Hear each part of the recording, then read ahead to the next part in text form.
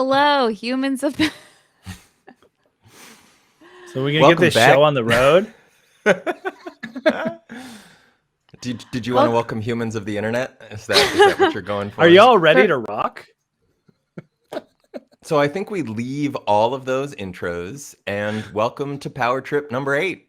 Who am I fooling? The panoply. Go ahead. Isn't it power tripping? Power trip is that other thing, and then we're tripping out on it. Tripping. There we go. So our intro is a disaster. Hopefully our content won't be.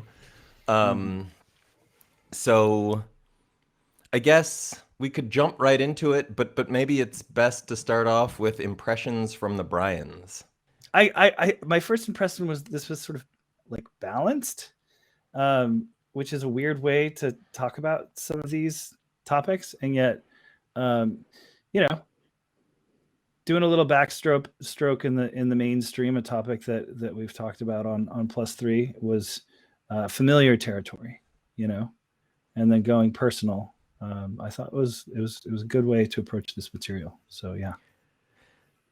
Yeah, 2 deaths and a shroom boom. I know, when we were putting the episode together, I think there were some editorial questions about how the tone matched. And I think for Lily and I, it was really clear to us that the reality is when you have organizations that are setting up questionable training programs, that has a direct impact on how people market themselves when they say, I'm credentialed with XYZ certificate, and that's what gives me the license and authority to present myself as a mushroom practitioner, 5-MeO DMT shaman, psychedelic therapist, whatever.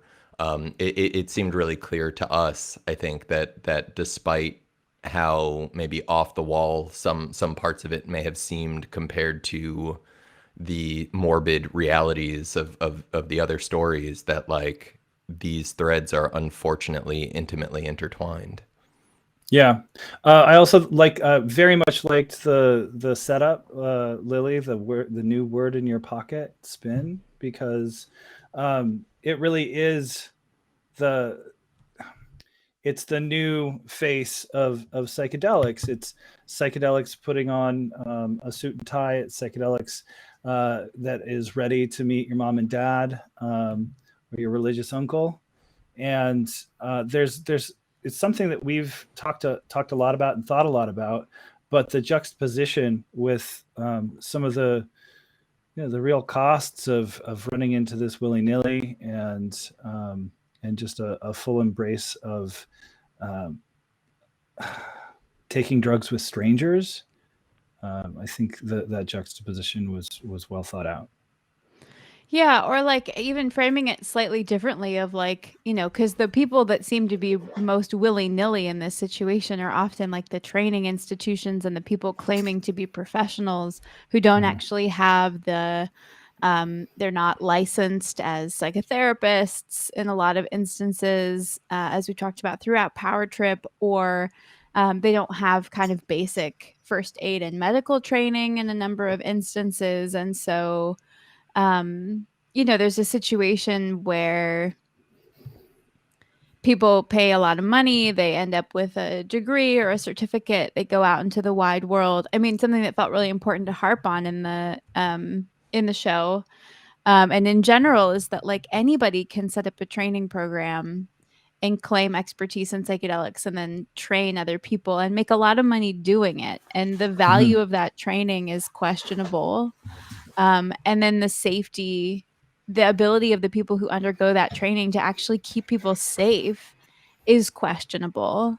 And so I think, there's this larger institutional picture where it's like, it's one thing to take drugs with strangers. It's another thing to be like, hey, I'm putting my hand up to give people drugs that I don't really know, that and get paid for it as a professional. And I don't think most people have thought about the responsibility that comes with that, the clinical challenges that come with that, the ethical issues that come with that. I mean, the field as a whole has failed to grapple with those issues for so long. So I would agree. It's also one of the reasons why one of the most common things that you see attached to the resumes of the sorts of people who get these certificates is life coach, which is entirely unregulated, and so you look up somebody who has taken one of these psychedelic certificates, and maybe they're a therapist, but often they're a life coach, and then they will do everything from citing a certificate to perhaps even a partial certificate. So yeah. I actually think that's a really good way in to talk about what we ran at the top of the episode and the story involving Richard Burton and Samuel Somer. So we had actually received the letter that Richard's friend John had sent to Michael Pollan with Burton's name removed from the letter, and based on some of the information in the letter, I was able to sort of cobble some search terms together and find the obituary that had been run about his death. And I was really moved both by the letter and the obituary. And in addition to having the questions about what Pollan had done when he was contacted, I wanted to find out more about the case. We wanted to find out more about the case. And so we ended up getting our hand on the Nevada County Sheriff's report, which included like the coroner's notes and sort of the incident report. And so the officer who arrived on the scene basically described, so the property was owned by a woman named Joe or Jenny Wonderly, and the practitioner was a guy named Samuel Somer. And the police report notes that when the officer arrived, at the decedent's side were witness Somer and witness Wonderly.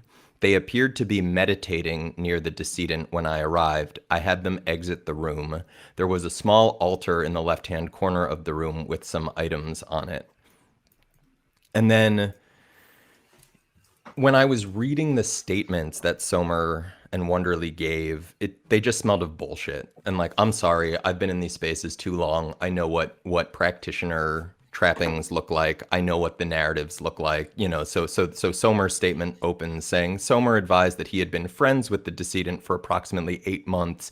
The decedent was, quote, these are all quotes, the decedent was like a mentor to Somer, which seemed totally backwards to me. The decedent told Somer that he had some mushrooms and advised, the decedent advised Somer that he would like Somer to watch him while he took the mushrooms. Additionally, the decedent told Somer that he did not want to do the mushrooms at his house. Somer suggested his friend Jenny Wonderly's house. So upon getting the police report, immediately I have search terms. I have who is Jenny Wonderly or Joe Wonderly, who is Samuel Somer. So I start Googling and I find that Samuel Somer has a website where he's listed as a holistic counselor. He got his degree from CIIS. He uses some language that is remarkably similar to that of Françoise Borzat. I'm sure Lily will want to dive into that. And then it turns out he's got a wife. His wife, Olga Somer, was faculty at the Center for Consciousness Medicine. And so that was interesting. And then we did some digging on Olga, and it turns out that the address that she lists on her holistic counseling page, it actually gives you an address that is owned by Françoise Borzat and Aharon Grossbard. Fascinating. And then we searched Jenny, Joe Wonderly, and we found some rather interesting things. For example, there were donations made to one of Borzat's mentors on a GoFundMe, but there was also this search report that listed people living in Nevada City, California, included Françoise Borzat, Aharon Borzat, and Jenny Wonderly. There was, I think it also showed that the most recent, this listing showed that the most recent tenant is Nama Grossbard, who also happens to be Aharon and Françoise's daughter. And so sort of off the bat, it becomes immediately apparent that these people are, or at least appear to be, traveling in the same circles, seem to have rather significant, if not intimate, connections to each other based on the fact that they're living, or they're listed as having lived at the same address. They're listed as operating out of properties that are owned by each other. They're using similar language. Lily, I don't know if you want to talk about, you were the person who like picked right up on that. Yeah, I was just in reading Sam's website for the first time. There's a part that talks about ceremonial methods of accessing expanded states of consciousness. And this notion of like expanded states of consciousness in particular is that like that's in Francoise's title. And so it's like that's a way of talking about altered states with drugs in like euphemistic speech that seems to be veiled common terms. It's the veiled term, and it's the one that's used by people in this kind of group, it would seem. So that really stuck out to me. And there was also, they appeared to have Hakomi connections, which I thought was rather interesting. You know, Borzat was there are comments between them on social media. There were several things that tied Wonderly to Borzat. And it's just the kind of thing where all the markings were there that these are people who knew each other and had engagement with each other. And oh right, additionally, what's her name? Sam's Olga. wife, Olga. Yeah, so Olga co-authored a paper with or papers with Jorge Ferrer. Sorry, Lily, go ahead. Yeah, I was just going to chime in that so Olga is like an intersection point for a couple of different characters we talk about throughout the series and in episode 8. So she's was on faculty at the Center for Consciousness Medicine. Like when we at that stage of our reporting, a lot of people have since distanced themselves from CCM. So I'm not sure what her current affiliation is or isn't, but that stood out to us. And it stood out to us that she had co-authored papers with Jorge Ferrer, the man who was present when Jenny Rothman died on 5-APB. And so it seemed like there were some kind of circles colliding. And it was interesting to us as well because it looks like Olga got her PhD at CIIS and is like kind of part of that world as well. So we have a lot of, and this is the way that I would say like psychedelic circles and worlds kind of collide, where there's like multiple different groupings and clusters that are both like social and professional networks that kind of come together. And this story seemed to really highlight how that functions and like give an example where we can be like, there's all these different affiliations and connections, and it's not like conspiratorial. It's just like the social networks around interest in psychedelics. Well, and they use that to deny. They say, "Oh no, we're not officially connected." You know, it's like, yeah, but y'all run in the same social circles. You know, in some cases, in these cases, like yes, you are officially connected. You know, in certain ways. But I think it's worth pointing out because one of the other things that came up in the episode is Janice Phelps' involvement in this new training program. So Janice Phelps is the director of CIIS's psychedelic certificate program. She has been announced as consulting and being involved in this training program that's being advanced by Yale, Johns Hopkins, and NYU. And there's, you know, I commented to one of the researchers who's working on that project that on Twitter that I believe that Janice Phelps should be immediately removed. The degree to which she has contributed to maintaining an air of silence around these incidents at the institution she is involved in, to my mind, is unconscionable. And that's just at a baseline. Like there are other things that I believe are at issue as well. But let's start there. Matt Siegel, who is a CIIS faculty of some sort, I think assistant professor, adjunct professor, we can double check that. But Matt Siegel chimed in to let me know that he thought it was defamatory for me to suggest that Phelps shouldn't be involved. And while I think people should probably familiarize themselves with what qualifies or constitutes defamation before throwing those terms around, I'd like to point out that Matt Siegel, as I understand it, is a friend of Sam Somer and Olga Somer. I believe he's like his name pops up with Sam and Olga and Becca Tarnas, and Tarnas, her father, is also involved at CIIS. I think he does astrology or something. So again, like when people, when you start to see the actual social networks that underpin some of these individuals, some of the upset and critique and reactions to our reporting makes a whole lot more sense. And so I part of the reason that we're putting this in the podcast is because this is way too in the weeds for Power Trip, but also like this is at the heart of so many of the conflicts of interests and refusal to engage with these deeply entrenched problems, because the people who are benefiting from many of these issues being kept quiet have relationships with each other and are all looking to cash in various ways on different aspects of this whole, quote, industry. I just want to point out something kind of you just said, Dave. Just the fact that what is actually covered on Power Trip, do you guys think it might be 1% of the work that's been done?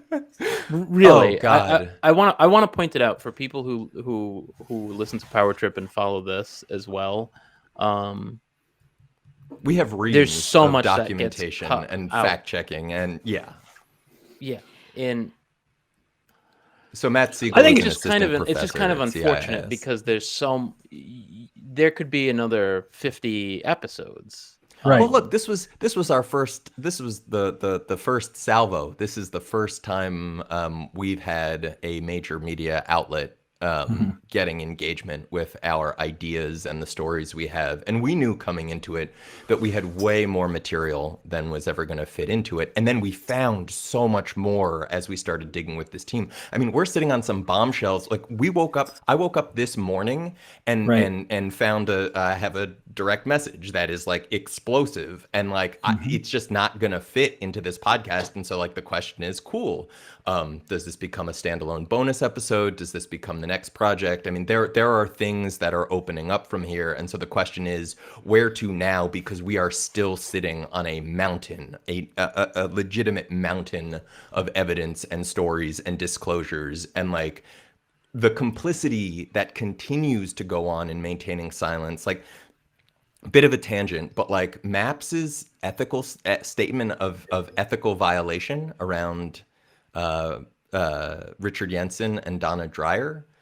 Like I was just looking at that the other day. It claims that none of the study materials don't show signs of ethical violations. Well, surely those adherence videos are study materials, and there's hours of footage of Jensen and Dreyer in bed with Megan, wrestling her, gagging her, lying on top of her. Jensen kisses her forehead. Like, I'm sorry, those videos are riddled with ethical violations. And so all of the responses that Maps has put out, like Maps just pointed to that response in the last 2 weeks and said, this is valid. This is what we put out. I feel like so now much to rebut. Sorry. I feel like now is a good time to remind people, first of all, that we have an email, tips@symposia.com.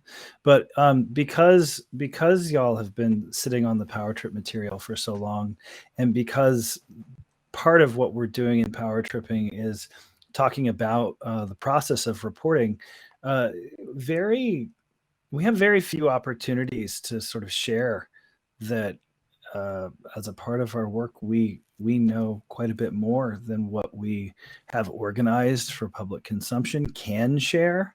And that for those of you who have reached out and we haven't shared your story, first of all, thank you for putting your trust in us. But I think one of the things that needs to be sort of emphasized is that y'all played the long game here.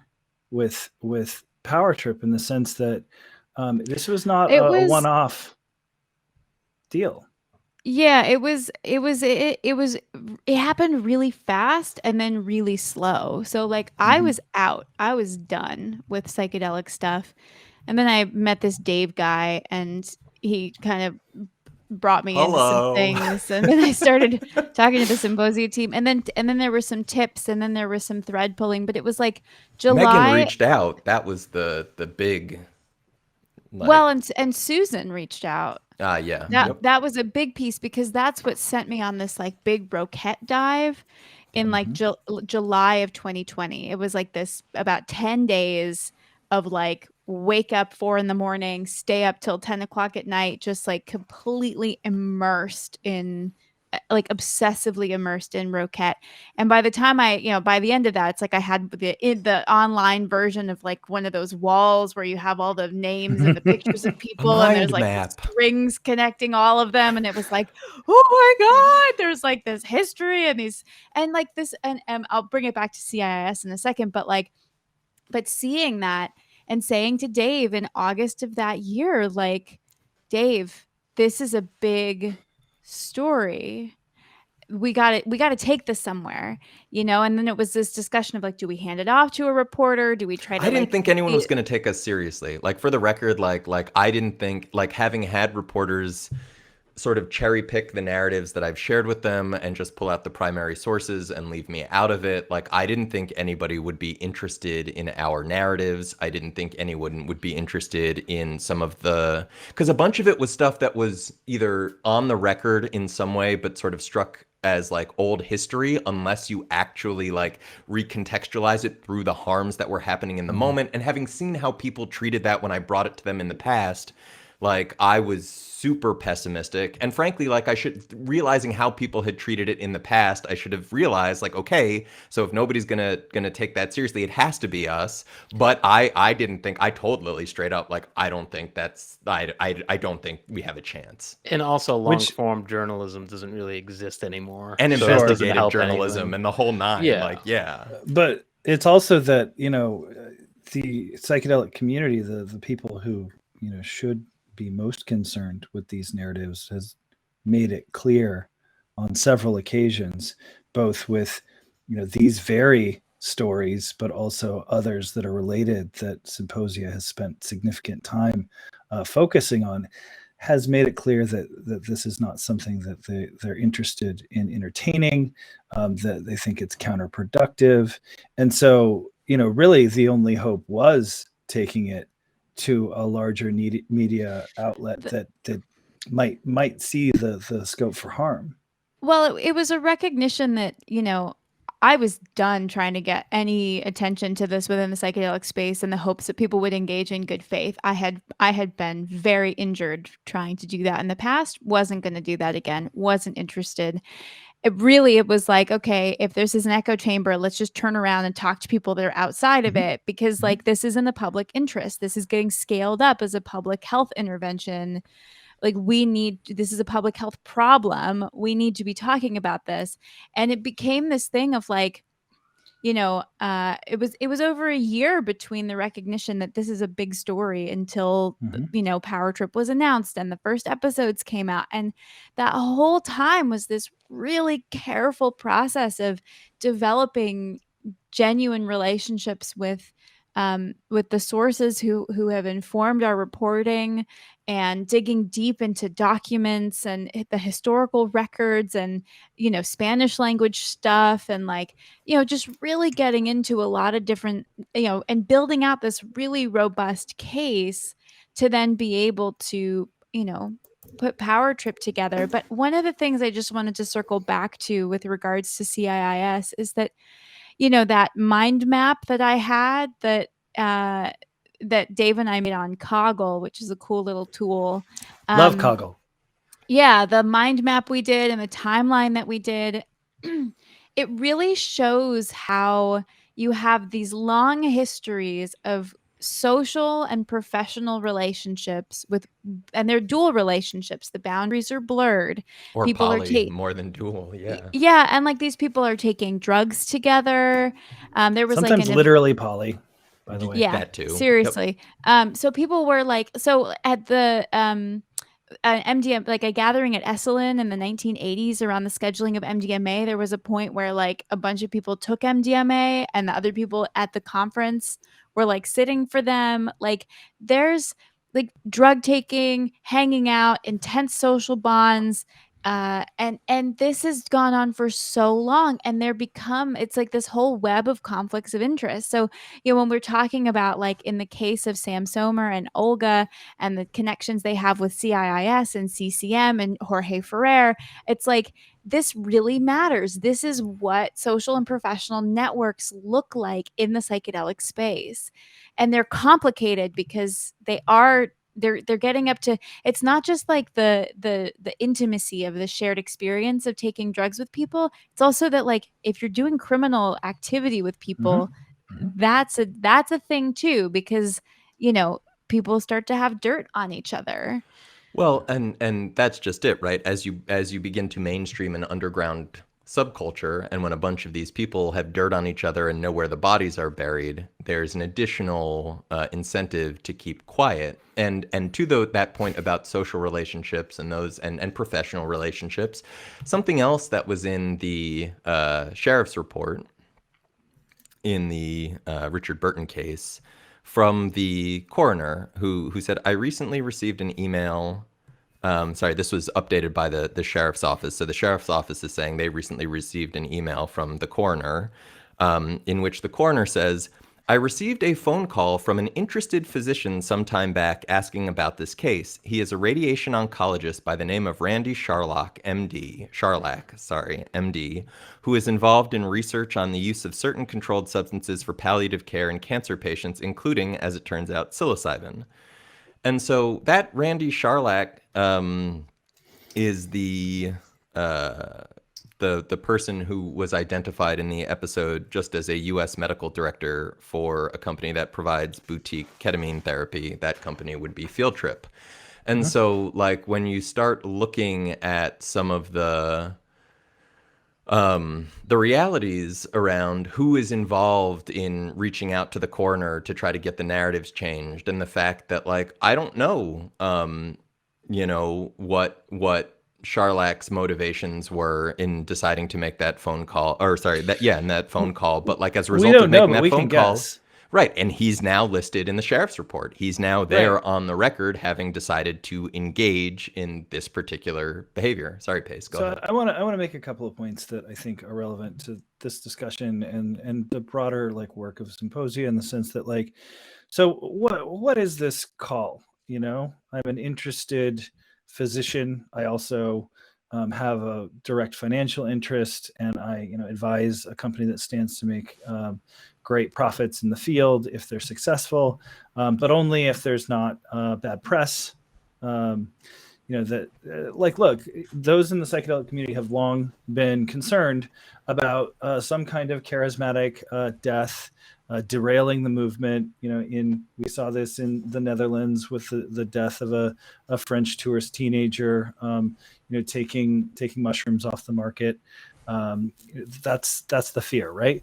But it's not just like somebody valiantly educating like a clueless coroner here. What we're really looking at is very mainstream industry expert flacking, where somebody shows up to do exactly what you all portrayed so well, to make sure that in every case the industry narrative is represented, that you nip things in the bud, and the funding is there to make sure that it happens.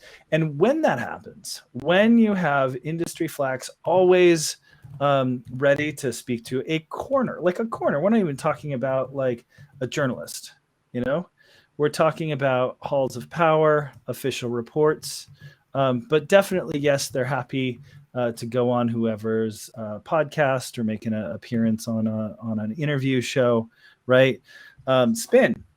The counterbalance, what it is that Symposia has always said that it is doing in its nonprofit work is to be a voice for the public, to be working in the public interest as all of these policy and scientific and cultural shifts occur. And I think Power Trip has been one of the most like comprehensive demonstrations of the benefits of this kind of work. But it's not the only thing that we've been doing. In fact, in many ways, it's the culmination of the work that we will continue to do. Precisely, it is culmination. You know, yeah, and just before, and I want to, yeah. I want to kick things over to Normie just before we do. I want to point out that Randy Charlack is currently listed on the Field Trip website as their, quote, Director of Consciousness Studies. And in his bio, he claims that his approach to healing draws from both Eastern and Western traditions, and he's certified as a psychedelic therapist by the California Institute of Integral Studies. So, you know, here we have that connection again. Sorry, go ahead, Normie. I was just going to say that some people have pointed out, don't forget, this is existing under prohibition, and there are harms that are caused, you know, because of prohibition. And it's like, yeah, we understand. We understand that. Like, we're doing a lot of the work we're doing is because of prohibition, you know, like that's why we're here. We understand prohibition, that we exist under that. The other point that I wanted to make is just a quick public service announcement. If you want to look at some historical conflicts of interest with the players that are still here, just Google, if you're not familiar with it, just Google Erowid Halperngate and read John Hanna and read Eric Davis's piece. Go into the Halperngate vault and read a little bit about Halperngate if you're kind of unfamiliar with that. Please do. And feel free to email me and or direct message me on Twitter, because if you want any more in that, I'm happy to share some links. If you want an update, go down a rabbit hole on that. And if you want an update, go to symposia.com/ACAB. It will take you to an article discussing MAPS being involved with the police, the military, and ultimately advancing the logic of white supremacism. But if you scroll through that, you will find previously unavailable footage of some of the Halperngate debacle and some additional analysis. And the reason I brought that up is because, Lily, the point that you made in these social circles, it's blurred lines between personal and professional, and the Halperngate case is an instance of that. I'm not going to get into that here right now, but it is an instance of that as well. Well, and I think it's worth pointing out too, like if you do look into Halperngate, you will see very quickly that there are lines and conflicts in the psychedelic terrain that go back a long way. And I think it's also an interesting point that in the face of prohibition and out of a desire to mainstream, there's been an emphasis on creating a homogeneous and oh my God, my brain is forgetting that wonderful H word, hegemonic. There you go. Thank you. Sorry. Thank you, Gramsci. Froze. Narrative where it's like as though because of criminalization and prohibition, it's like we want to have this idea that everything in psychedelic land, we are all one. We all believe the same things. We all want the same things. We all want for this medicine to proliferate or whatever it is that the kind of main, and we know what the main narrative is because it's been proliferating in the media, that these are cures, that they treat the underlying condition, that they're the future of mental health, that they're not just going to help heal individuals, but they're going to help heal the whole planet. And isn't this wonderful thing? We can all come together around this, and it's so united. I was talking to somebody recently who was talking about like an area where they lived that was like there were all these different factions and splits because there had been problems in the local psychedelic community. And I've heard this in multiple places. It's like there are some deep rifts. There are people who have been opposed to Rick Doblin's strategy for decades. So since the beginning, really. So, yeah, and this gets to that idea as well that like in the service of mainstreaming, it's almost like the psychedelic narrative. It's not almost as if the people promoting this hegemonic psychedelic narrative have crafted a narrative that is continuous and consistent with dominant culture. And dominant culture is white supremacist. It's heterosexist. It's patriarchal. It's racist. It's really it's really troubling that like we see so much of what is sick about mainstream culture being embraced by psychedelic culture, as though, yes, we can show we're like the mainstream too. Let's make this thing that could kind of be fringe and subversive fit the mainstream narrative, and then we'll be able to get, Trojan horse it in there, and then we'll have transformation for all. And it's like, that's not how it works. The one last thing, sorry, but it's like if psychedelic people who really care about these drugs and had been researching these drugs for so long, if they had taken the time to develop research and theory and analysis and understanding of the risks and of the harms, and had built a movement and medical practice and therapeutic practice that took those ethical issues and safety issues kept them in mind, they would have been able to establish a narrative about that, and to be able to say, look, we're aware of this, and look how we're designing to prevent it, or look how we're designing to mitigate it. Like, they haven't done that. They haven't done that at all. Instead, they've said, no, we keep that out of view and we deal with it later. Well, it's later now. It's later now.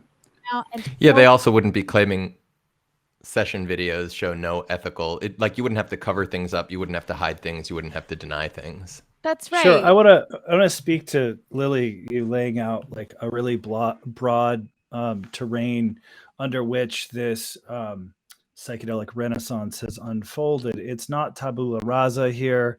The psychedelic renaissance is happening in late stage capitalism. And no, we don't all want the same things. Symposia doesn't want the same things as MAPS, even though we both think prohibition is dumb.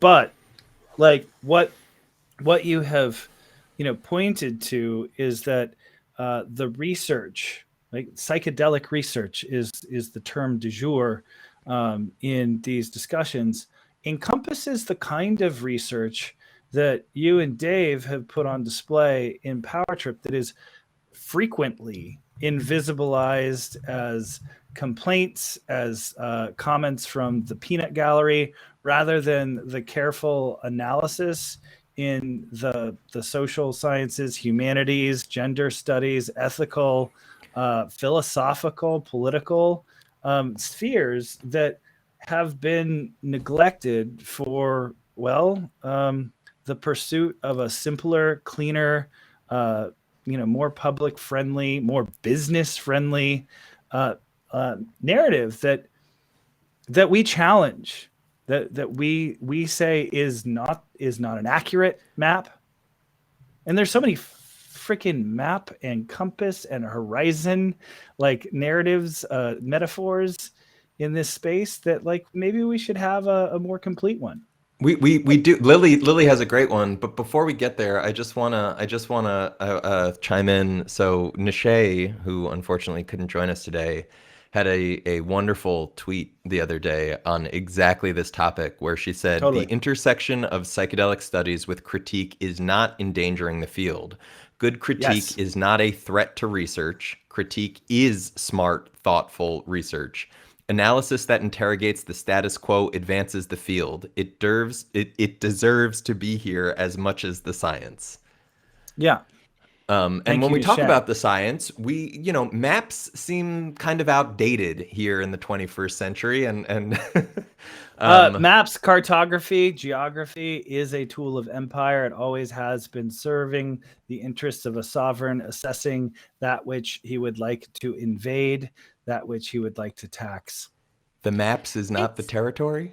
It's actually the thing that struck me a minute ago, and this is probably going to be a limping metaphor analogy thing, but it's like if we conceive of like the people who've been mapping the terrain, it's like they drew this map of the territory and they knew that there were all kinds of booby traps and predators and risks and threats, and they just like they didn't. It's like there's like a hole here, and this is a minefield over here, and there's like this, you know, what those things where it's like a little. It looks like it's ground, but if you step on it, you fall into like a pit with spikes Trapdoor. at the bottom. Yeah. Like there's so much information missing from the map, and some of it is well-known risks that they know exactly where they are, and plenty of them is just kind of like, well, we know over here there's something dangerous happening, and maybe somebody who's well equipped should go explore that further so we know more about it. So it's this willful omission. But a joke I've been making for a long time is that it's time to replace maps with GPS, good psychedelic science. Ooh. Yeah. So you know, everything that you said, I'm actually somewhat like surprised that you didn't use the metaphor that is well within your wheelhouse, which is pointing out the missing stair, which a lot of these people just simply refuse to do. Yeah. Yep. I just looked at a Renaissance map that didn't that didn't have North America there. kind of made me laugh.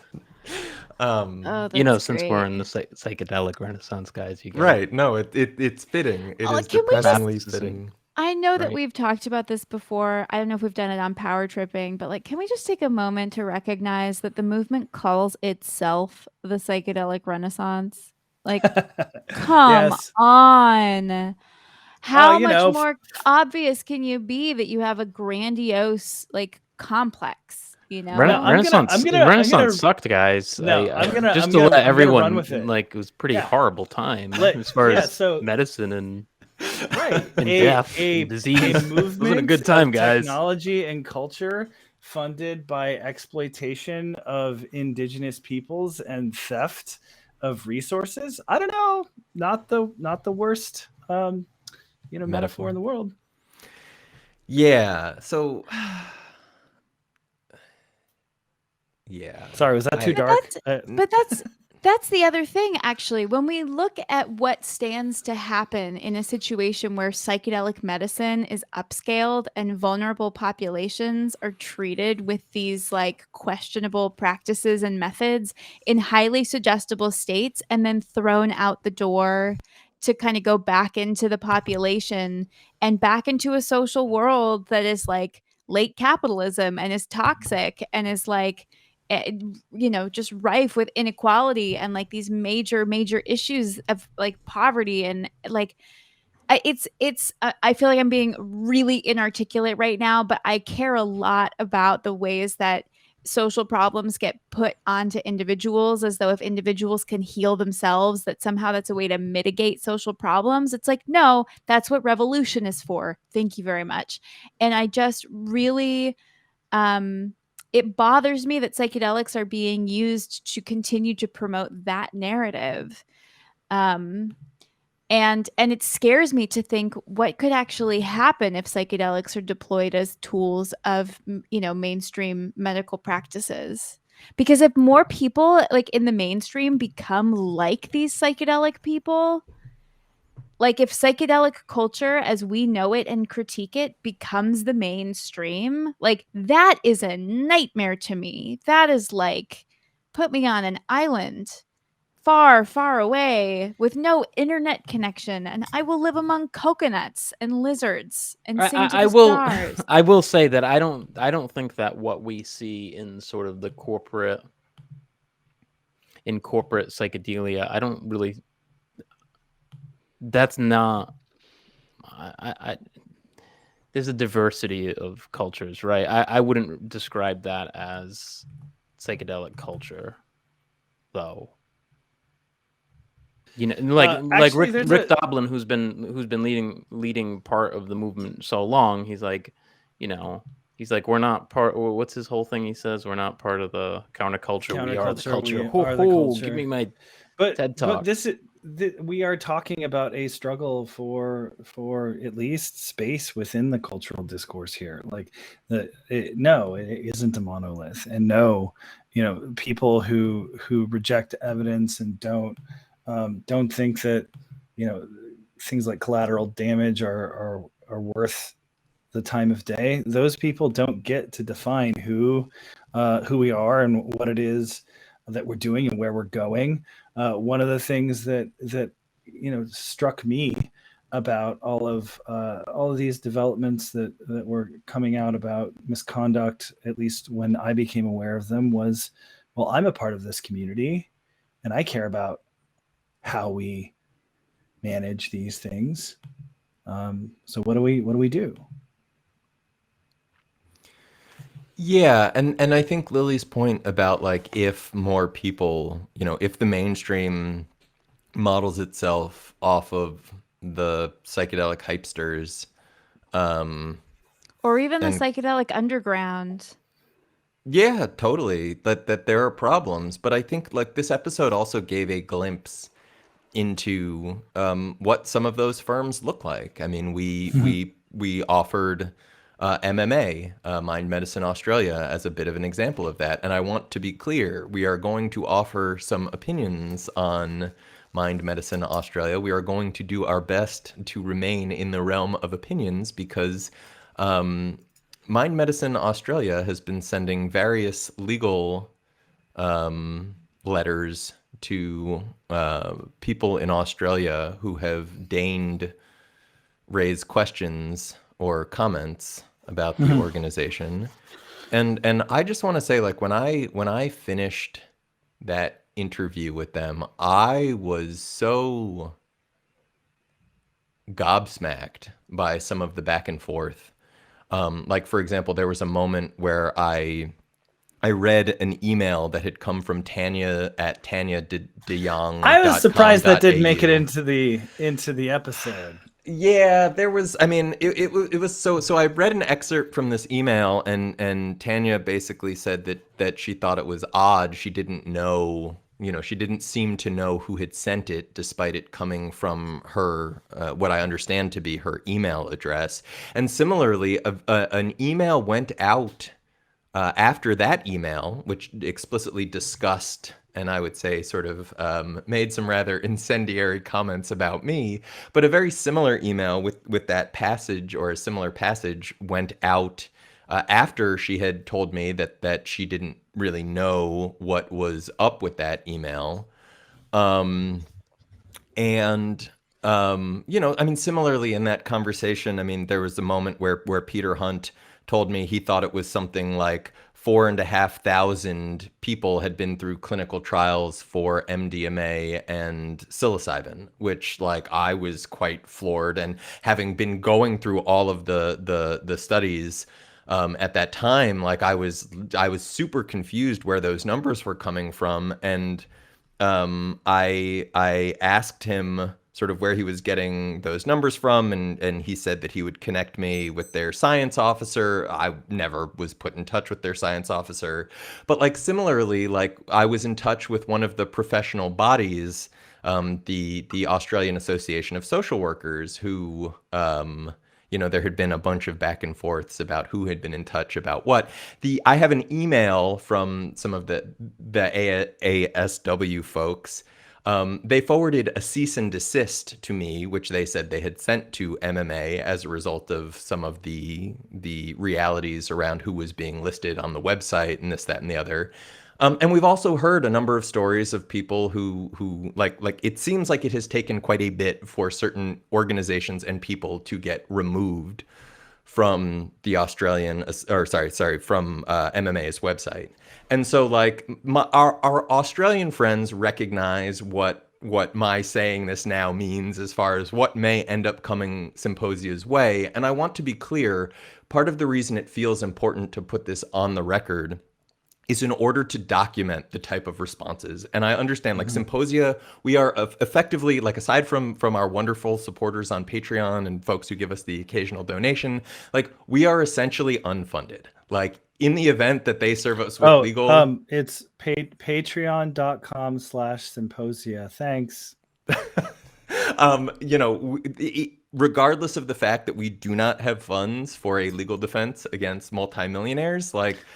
I don't have health insurance. I feel like it feels important to stake out some territory in being willing to stand behind the accurate reporting and say, no, this actually happened, and you don't get to erase it from the record simply because you have deep pockets. And so, like, we'll see what happens after this comes out. You know, as far as I know, they haven't threatened New York Mag with any lawsuits or anything like that since the episode ran. I mean, I would think Tanya would be grateful for getting Shroom Boom to an even wider audience. I mean, who wouldn't want to hear that earworm? You know, I'm waiting for an email from Tanya thanking me for my trap remix of Shroom Boom because, and I want to be clear that remixes are creative, fair use. So this is my interpretation of Shroom Boom. Shroom Boom. I was inspired by the good work of James Kent, who put together a nice house remix. So we've given some good attention to the creative efforts of, I guess these are the official creative efforts of Mind Medicine Australia. At least their name's on it. In any case. And there's a whole bunch more reporting that will be coming down the pike as we look to the future. There's far too much going on there to not cover. But just to tie this back in, like from MMA to CIIS, these are the organizations that are steering us into the future. And CIIS's training program is one of the only ones, as far as I'm aware, that's recognized by MAPS. So if you do the CIIS training program, you get something like 100 hours credited towards the MAPS training. And the culture of silence that has been created, maintained, around what CIIS faculty get up to, both on their own time and as far as like apparently recruiting CIIS students from their classes, from the official university activities. To me, like, I find that quite disturbing. I find it quite disturbing that somebody could, in the case of Jen Rothman's family, that they could alert CIIS to these issues, be told that there would be policies drafted, and then other people we've talked to who tried to report similar harms from other practitioners affiliated with the school are being told, no, there's no... Go ahead. Well, I was going to say, I mean, not similar in that, like, there was not death associated, but they were psychedelics related. Sorry, that's what I meant by similar. Yeah. Psychedelically related harms stemming from faculty practices, off campus, whatever. Like, to not only tell the family that there was going to be some sort of like revisiting of the policies and procedures, and to then like have other people reporting things, and to then come back the day before we went live with episode 8 and have CIIS tell us there were no new policies or procedures drafted up in the wake of Ferrer's incident. It's just like, to me, the whole thing just reeks of cover up and silencing. And to have Matt Siegel again, the friend of the Somers, chiming in on Twitter to say, "Oh no, you're totally incorrect about this. You did bad reporting. They actually updated their faculty handbook." It's like, guess what? That wasn't in CIIS's statement to us. Like, right. That's so are you saying so there's if there's a contradiction here, like, And I would please clarify.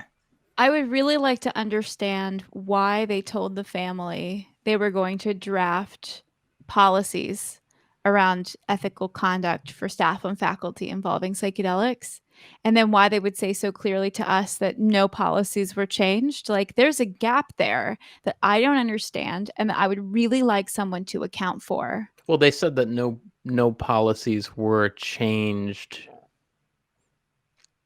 Didn't it have like very specific legal language there that no policies were changed as a result referring to CIIS sanctioned or related events? And I just gotta say, in regards to this entire conversation around an educational institute and the fate of Jen Rothman, that extracurricular activities is not an adequate term to describe what transpired.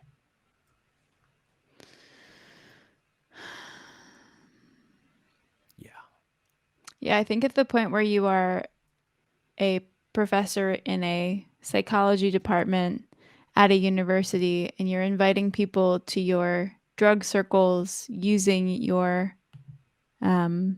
signature sign off and title of that university, like that's important. That's an important piece of information to have in the frame.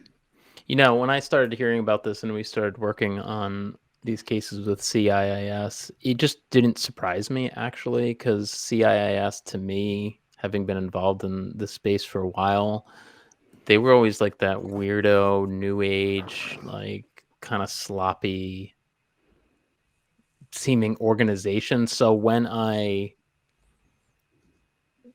started hearing about these cases again, it wasn't surprising to me.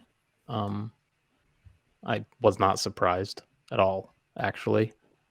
I'm kind of curious what more mainstream psychotherapists and psychiatrists and whoever, how is CIIS perceived, by other universities? Is it kind of like a University of Phoenix type thing? Isn't that the one that's kind of sketch? Pace. I mean, Lily, do you have any insight? You were a student at one point. What was it like? What was the buzz around them when you attended?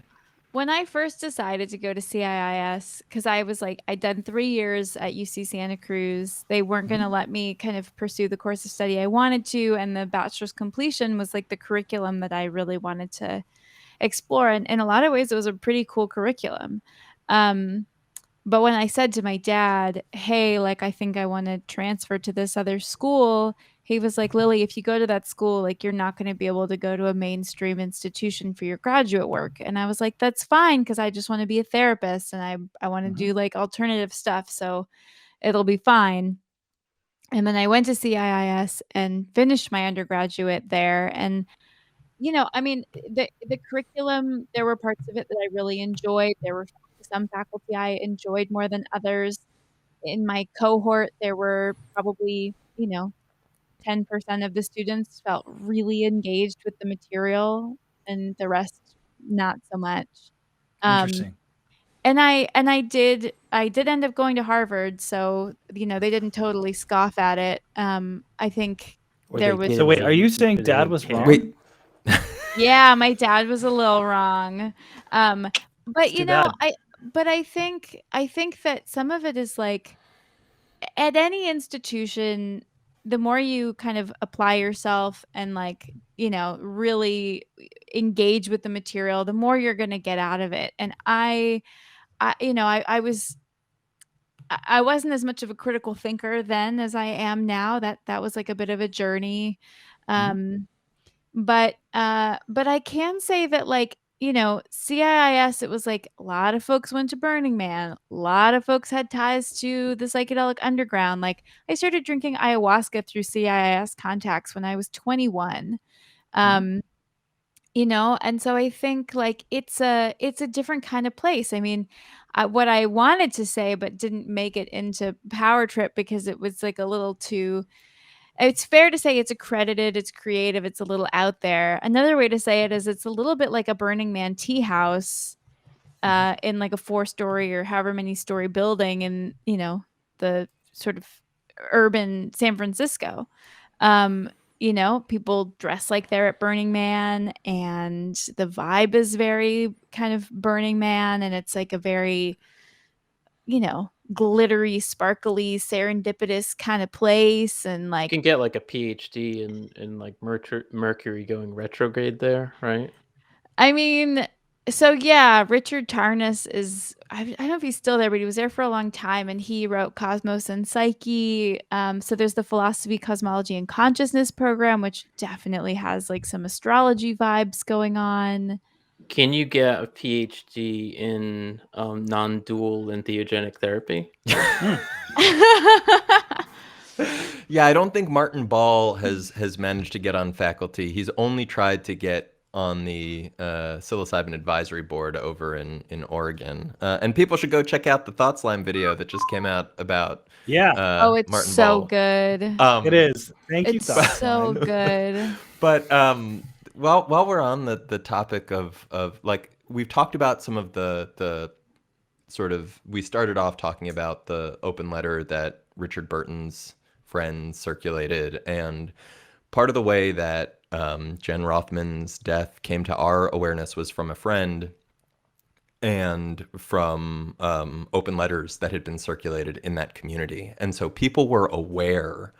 People at CIIS were aware, people in the community were aware, and there was still no one the way that it was being talked about was all in hushed whispers, and to me that makes perfect sense for friends and family, but the fact that nobody stepped up and said that the institution had some culpability or a need to engage with the practices that their staff were engaging in is, like, to me, I just find it incredibly disturbing. And what I find even more disturbing is somebody who was on their way, was doing med school and was interested in psychedelics, who I believe has become increasingly disillusioned with psychedelics, reached out when they heard episode 8 and was absolutely livid, because their point was that hyponatremia is something that would have been so easy to treat, that had people been willing to,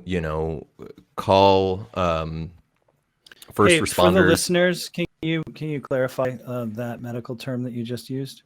Yeah, so hyponatremia is basically an issue of blood sodium levels, and it's something that women or people with estrogen are far more likely to encounter than other folks, and it's significantly heightened with MDMA and drugs like 5-APB, the benzofuries, and things like that. And these are known both to researchers, to drug nerds, to even medical professionals who, if you're working in an ER and you don't know shit about drugs, when you get the blood work back and you see those blood concentrations, and this was why this person was so livid, because they were like, oh my God, if she had been taken to ER, like at the first signs or like when it was apparent things were wrong, like that would have been super easy to treat, like the likelihood for recovery, like they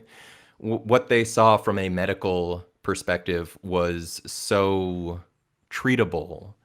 And to Normie's point earlier, like, yes, this is another issue that is worsened by prohibition, but also this is stemming directly from these sort of like psychedelic authoritarian vibes and the notion of, like, people who are using these substances in contexts where there is this sort of cult-like organization, senses of control, senses of somebody in charge, senses of like the way that the narrative around her passing was reframed. Like, when you look at the whole thing, it's just it's unconscionable for so many reasons. And you're still going to be having this, like even in a system where the drugs are legal, you're still going to have you're still going to have sloppy practitioners, irresponsible practitioners. You're going to have all of these things. Like, that's just what bothers me. Yeah, okay, prohibition's there, I get it. But if you still have shitty people doing shitty things, it doesn't matter if they're legal or not, in my opinion. Well, some of these substances have risks, and even people like Pollan know they have risks. Like, even as Pollan is telling people that we will get to Pollan. No, just as a quick note on that, even as he's telling people there aren't serious adverse events from psychedelics or whatever, none have been recorded or whatever he said in his book. Like, he's also acknowledging his doctor told him not to take MDMA because of his heart. I'm glad that. Okay, so let's get to Pollan. I'm glad that. No. Throw out your point. We can. Well, okay. So there's just two things, and I think we can segue. But I just to wrap up some of the issues around CIS and move on to another character in this episode, who was Michael Pollan. The word antinomian really comes to mind when I hear about the things that the ways in which the people involved in deaths, the way that Jorge discussed Jen's untimely and preventable death, antinomianism, antinomian beliefs. It's a Christian theological term, but it essentially says that you're released by grace from the obligation of observing the moral law of mere mortals. And it's something that unfortunately is really common in psychedelic communities. People have big opening experiences that reframe their understandings of their relationship with reality, and they question that perhaps everything that they know might be wrong. It also is a process that can make you kind of gullible, susceptible to all kinds of whatever ideas might be lying around, and it can be very self-serving. Something bad happens. Y'all address this quite well in part 1 of Power Trip. Well, perhaps you called it in. Perhaps it was your fate. Anyhow. It was an opportunity for your learning and growth, and the guides. If the guide transgressed, then they can learn and grow too. Right. But, for those of us who haven't been like blasting our serotonin receptors recently, it looks like really antisocial behavior that can get somebody hurt. I mean, hell, it can look like antisocial behavior even when you're blasting your serotonin receptors, and I think like that's something that I would like to encourage. Like people should be attentive to the things that go down in psychedelic spaces, precisely because like there is this willingness to I don't know, say that things are okay to get a little loosey-goosey because whatever, people are high, or it's a special state, or it's a this, that, and the other. And I think maintaining a some degree of groundedness.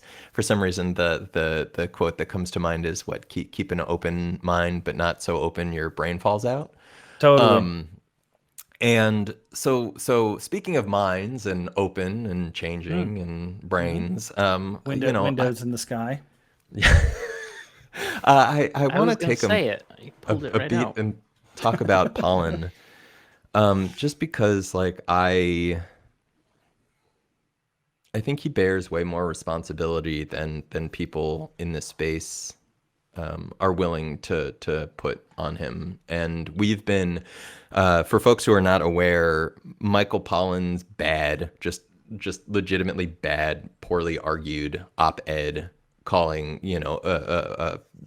basically pushing back on Denver's decriminalization initiative back in 2018 is October of 2018. Is part of what kicked the Symposia +3 podcast into gear. We had been talking about it for a minute. When that came out, it was like, okay, this needs a rebuttal. This needs a response. And it actually was referenced in The Guardian, which is pretty wild for us for that sort of debut podcast. And then as just a correction, it was 2019. It was in 2019. Oh, sorry. thank you. I was, as I was saying it, I was like, I think it was, okay, cool. Time doesn't exist anymore, as everyone knows. Time is a flat circle. We all, that. Indeed. So 2019, sorry. But I think the point, and I was never able to get Normie to actually publish this article, but Pollan, he documented Pollan's 3 sort of public attempts to backtrack from the arguments that he had made in that op-ed, which offered a number of contradictions, additional bad takes. And it was just, as Pollan has said himself, he doesn't know what he's talking about. He is a noob. The book was written from a beginner's perspective. It was just that he has the platform that he has of somebody who has been a sort of pop culture writer. And so he was able to take these sort of beginner perspectives that included a lot of ignorance about the space, and that seemed to sort of prioritize creating sound bites and characters that he could sort of sell to the public so that he could sell his book. And in so doing, he decimated sections of this vibrant and weird and interesting subculture. And doesn't seem like he's really had any consideration about what's come with that. I mean, it was at the Horizons conference in New York where he proudly proclaimed that capitalism is a great way to scale, as we were advancing numerous critiques about the problems with compass pathways. Of course, he also failed to acknowledge the relationships that he had with the Compass founders and his involvement in discussions about their Isle of Man project and all of the things that were going down. So we're back to that sort of conflict of interest question, the social circles you run in. I mean, hell, at the point where Lily was being silenced for her experience in the Amazon, Pollan was being brought into the space by some of the, quote, leaders in order to amplify the narratives that they wanted to push. And I would say it's not an accident that women and indigenous perspectives were largely absent from his book. Yeah, I mean, these are critiques that that Pollan has faced, and I don't know that he is like up to dealing with them, let alone like what his inclination is. He's still promoting Borzat on Twitter. He's still promoting her book. Like, yeah, I think it's really one of those, like, if I try to give Pollan the most benefit of the doubt, it's like he got brought into a complex criminal subculture that is trying to go mainstream and legitimate through medical research. He was given a very specific narrative that, you know, and it's worth pointing out, he was taking suggestibility enhancing drugs while being fed a certain narrative that he then wrote about, sometimes in ways that identified sources, sometimes by he's also looking for culturally relevant trends to write about as well. And I just want to pause. Go ahead. Sorry, Lily. Well, and interesting characters to sell books. And I think it's like I want to give him the benefit of the doubt, but then even when I get the benefit of a doubt for naming a source. Wait, well, yeah, what's that's the right. benefit of the doubt? But even when I do, it's like there's people whose identities are revealed. There's information about the science that is inaccurate. And the thing that gets my goat still, and perhaps always, is that he put out a giant billboard saying, come check this out. This is really worthwhile. And he did it before there was FDA approval. He did it in ways that have influenced, I think, the way the mainstream media has covered psychedelics. He made it cool and interesting to take this inquisitive and positive approach to covering psychedelics. And as a result, a whole bunch of people have been like, well, I want to seek this out now. They've gone into the underground. We all know what kind of predators are lurking there. And amidst all of this, he's Michael Pollan. Like, again, extending that benefit of the doubt, if he'd recognized like, I might have gotten a little excited here. Maybe I could do something about that. Maybe there's something to say about that. It's like he's the kind of person who's got the fame and the status to write an article for a major press outlet and say, hey, I've learned about some risks. I've learned about some things that are problematic and dangerous. And if he had done that, he also could have like tried to set the narrative about it.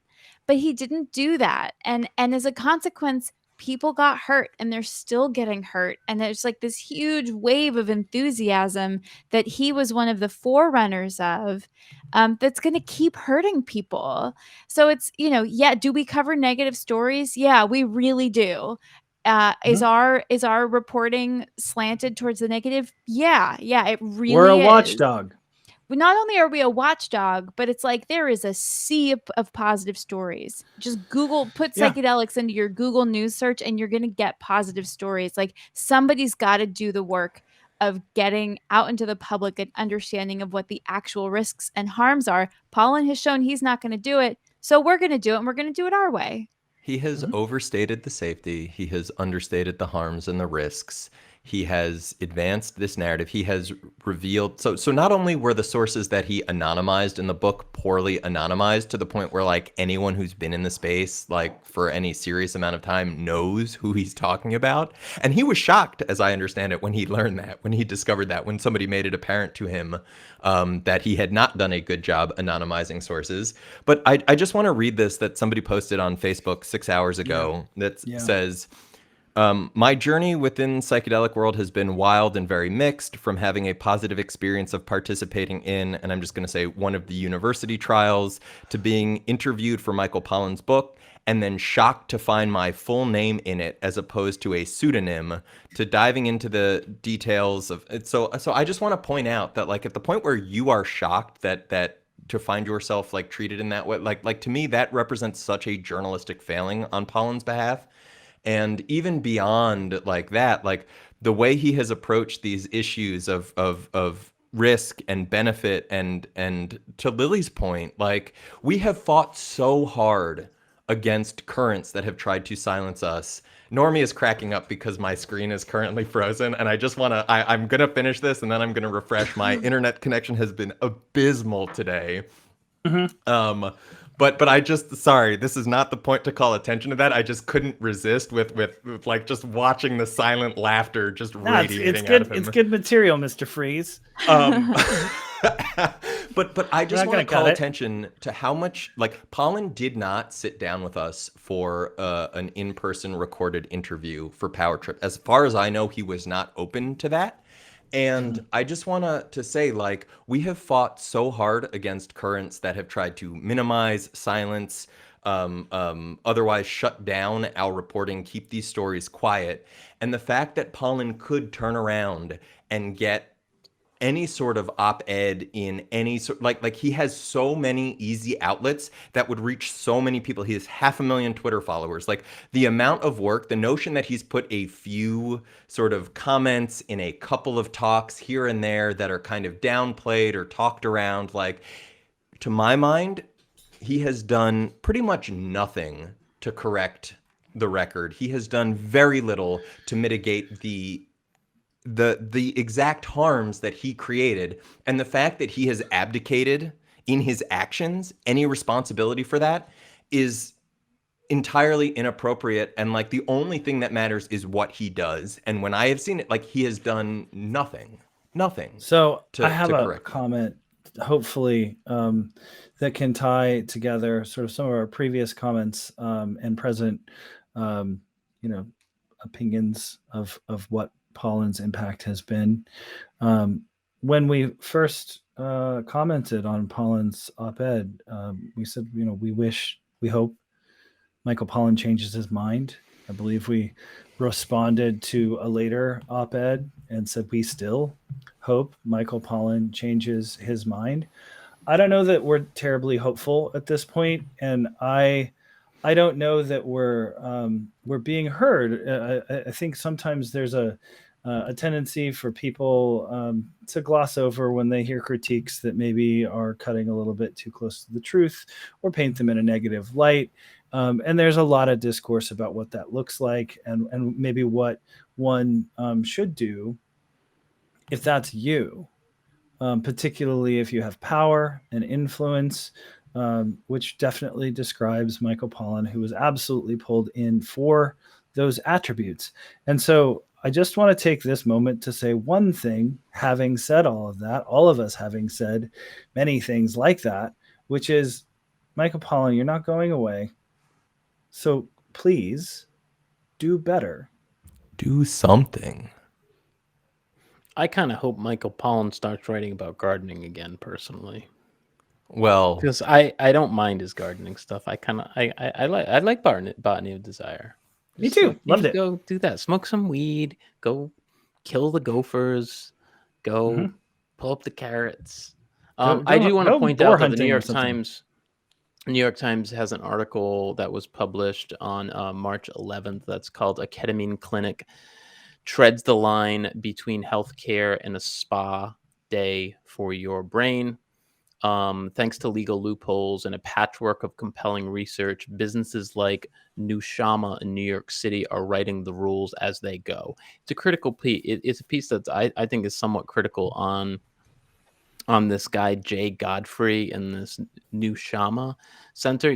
But and Maps hang is on. presented as And I want to read this. One paragraph says, Mr. Godfrey closed his fashion business and founded Nushama in 2020. He had become disenchanted with the fashion world, he said, and had been using psychedelics for his own mental health for many years after being inspired by Michael Pollan's best-selling book, How to Change Your Mind. Yeah, he's been using psychedelics for many years after Michael Pollan published a book in 2018. But that might have given the inspiration. And disenchanted by the fashion world. That's a pretty low bar. And that's the other thing. A lot of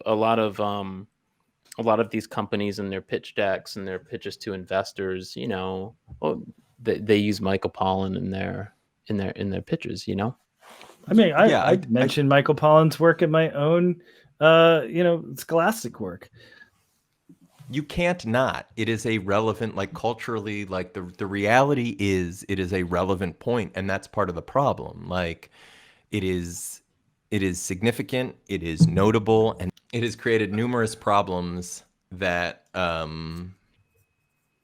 that haven't been rectified and that could have been rectified through pretty simple statements or acknowledgments by Pollan. And yeah, just with that article, I was concerned to see MAPS representatives sort of presented as the reasonable, responsible adults in the room or whatever, when I don't believe they are anything even remotely. They've cultivated that image. To be fair, the quotes were fair in that, though. Yeah, absolutely. And also it contributes to legitimizing them as the authority on that, which I think, seeing the New York Times treatment of them overall, such as running articles about their papers before the paper was accessible and what have you, but that's a tangent. So really briefly, I would just say that a lot of people take umbrage with the fact that we're critical in this space. But over and over again, I think we've taken pains to say that we're not against drugs. We're and then the definitely people who think we're against prohibition, but we are against the bodies and we are against the rapists. And I just want to say for the people who just get pissed off at Symposia being critical, Symposia has done so much work in this space. They were destigmatize drugs. What do you think? Symposia's been around since 2014. What do you think we were doing for the first 4 years? We were doing events to highlight different stories. Work. We were working with MAPS. And by the way, while we're here, maybe we should include this in the show notes for the upcoming event that we're doing at the UCL. Is that going to be recorded? Do we know? Yeah. I'm sure it will be. That's going to be on March 22nd. I should probably have the information right in front of me. We're doing an event with UCL SAP. That would be University College London. Oh, I'm glad somebody knows what that stands for. University College London Society for the Advancement of Psychedelics? No, the application. No. Thank you. Yeah, exactly.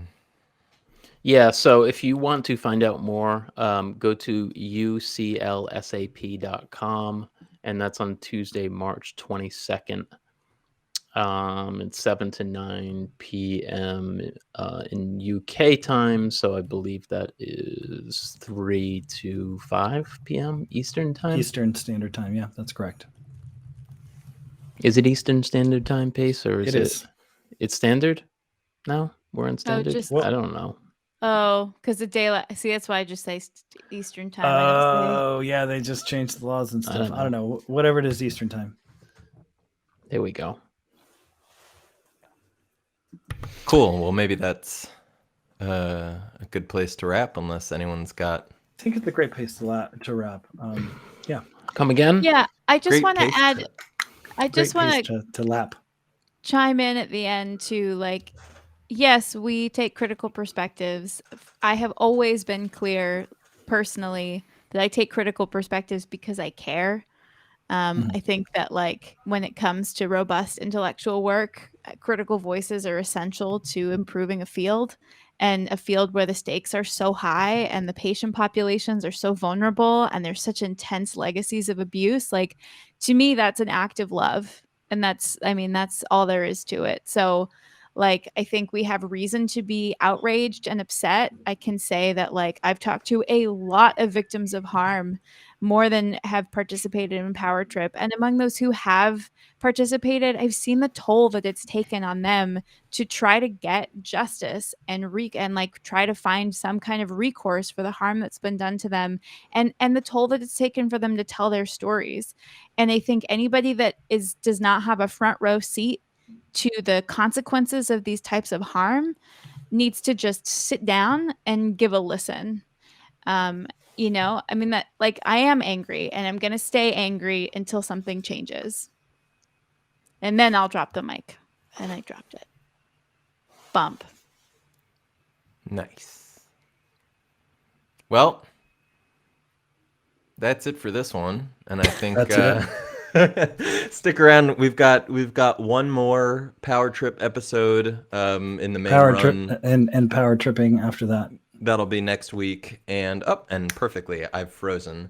So we'll leave it there. There will unquestionably be some bonus Power Tripping episodes coming down the pike, and we will see what else may be on deck next. So thanks for coming along with us, and we will catch you on the next one.